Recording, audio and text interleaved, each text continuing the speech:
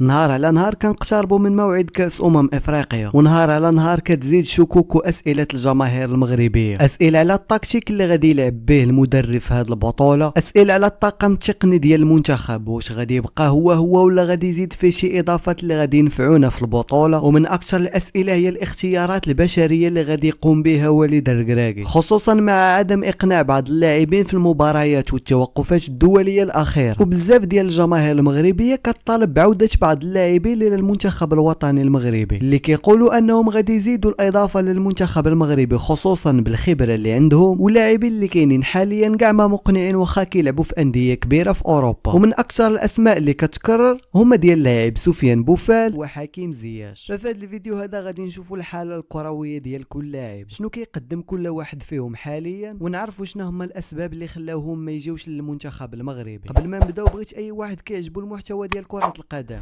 تحجب شي لايك وكومونتير. ونبداو باول لاعب عندنا في هذه الحلقه اللي هو سفيان بوفال. هذا اللاعب اللي كلشي كان تنبأ ليه بنهايه المسيره ديالو فاش انتقل الى الدوري القطري، حتى ان فاجأنا برجوعه للمنافسه في الدوريات الاوروبيه، وبدا تحدي جديد في الدوري البلجيكي مع نادي يونيو سانت جولواز. قرار بوفال بالعوده الى اوروبا جاء من بعد تجربه قصيره في الدوري القطري مع الريان، تجربه ما كانش في مستوى الطموحات خصوصا بالنسبه للاعب فني وتقني بحال سفيان بوفال، لاعب اللي كيتميز بمهارات فرديه عاليه والابداع في صناعه اللعب. بوفال في الدوري القطري ورغم بدايته القويه عانى من الاصابات وفقد الرسميه، وبما ان الدوري القطري معروف بانخفاض التنافسيه مقارنه مع الدوريات الاوروبيه، زاد هذا الوضع من عزله اللاعب واثر بشكل مباشر على تواجده مع المنتخب المغربي، بحيث ان وليد الركراكي استبعده من اكثر من معسكر دولي واعتمد على لاعبين اكثر جاهزيه وتنافسيه في اوروبا. لكن في صيف 2024 بوفال اختار يعيد المياه لمجاريها ومشى في طريق الرجوع الى مستواه العالي والعالمي اللي كنعرفوه، ووقع عقد مع نادي يونيو سانت جولواز البلجيكي، نادي اللي كيلعب في المسابقات الاوروبيه وعنده دوري جيد وفيه تنافسيه عاليه، خصوصا الى قارناها مع الدوري القطري. التعاقد كان لمده موسمين، والهدف ديال سفيان بوفال كان واضح: استرجاع لياقته البدنيه والمشاركه المستمره، واقناع الطاقم التقني للمغرب بانه مازال صالح يمثل المنتخب. الموسم الاول ليه لحد الان مع هذا النادي بوفال خضع اكثر من 25 مباراه،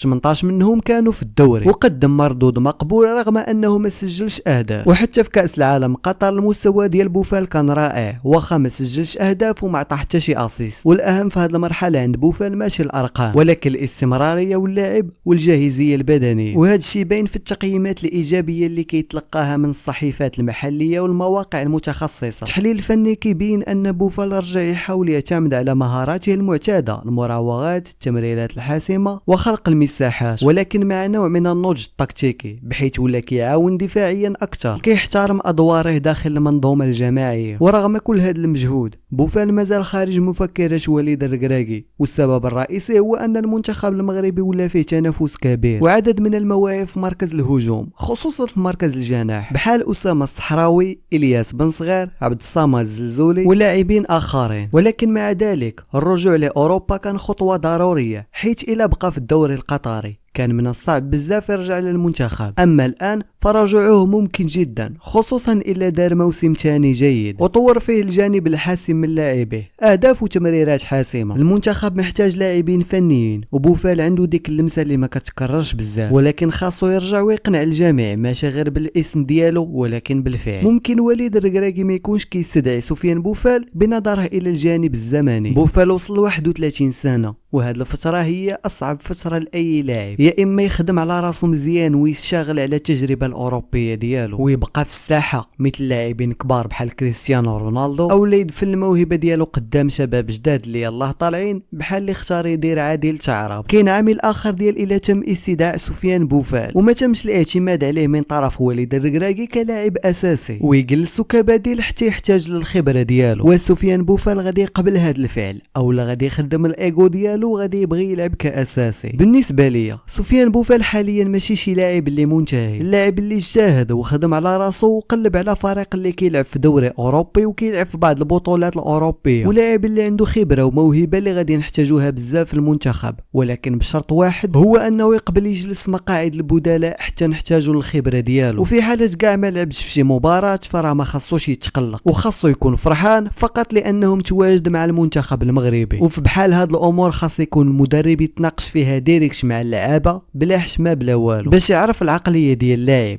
وإلا كان اللاعب متضاد مع هاد الفكره فراه ما يمكنناش نضيعوا منتخب كامل وخطه ديال المنتخب كامل على ود لاعب واحد. كتبوا لي الراي ديالكم على الجانب ديال سفيان بوفال، وندوزوا الان اللاعب الاخر اللي عدد كبير من الجماهير المغربيه كطالب بتواجده في المنتخب المغربي، اللي في واحد اللحظه الجميع كان كيتمنى يشوف فيها حكيم زياش كيرجع للمستوى العالي ديالو. لقى راسو اليوم بدون فريق وبدون مستقبل كروي واضح وبدون عوده للمنتخب الوطني المغربي. زياش من بعد تجربه باهته مع نادي غالاطاساراي التركي اللي مشى ليه على سبيل الاعاره من نادي تشيلسي الانجليزي، زياش انتقل في يناير 2025 الى نادي الدحيل القطري في واحد الانتقال اللي تفاجئوا ليه بزاف ديال الجماهير والمتابعين بحكيم زياش، بحيث اعتبروه هروب من المنافسات الاوروبيه وبدايه النهايه بالنسبه للاعب بحجم حكيم زياش. في الدوري القطري زياش لعب مباريات قليله بمستوى ضعيف واللي كيناسب الدوري اللي كيلعب فيه اللي هو دوري ضعيف مثل الدوري القطري، وبان على زياش انه ما مرتاحش لا من ناحيه الاداء ولا من ناحيه الانسجام مع الاجواء. وفي موسم باهت مع نادي الدحيل القطري اكثر من داك الموسم الباهت اللي كان مع نادي غالاطاساراي التركي، فسخ زياش العقد ديالو مع نادي الدحيل القطري بالتراضي وبقى بدون فريق لحد الان. ولحد تصويري لهذا الفيديو زياش هو لاعب حر ومازال كيتسنى شي عرض يجيه من شي نادي، فكاينين بعض الاهتمامات ديال بعض الانديه السعوديه والاوروبيه الصغيره، ولكن لحد الان ما كاين حتى شي حاجه جديه او رسميه. اللي رسمي لحد الان هو ان وكيل الاعمال ديال حكيم زياش اقترح اللاعب للنادي الايطالي بولونيا، هذا النادي اللي قام بموسم رائع في الدوري الايطالي وكان على شي شويه وغادي يتاهل لدوري ابطال اوروبا. لحد الان ما كاين حتى شي جواب مباشر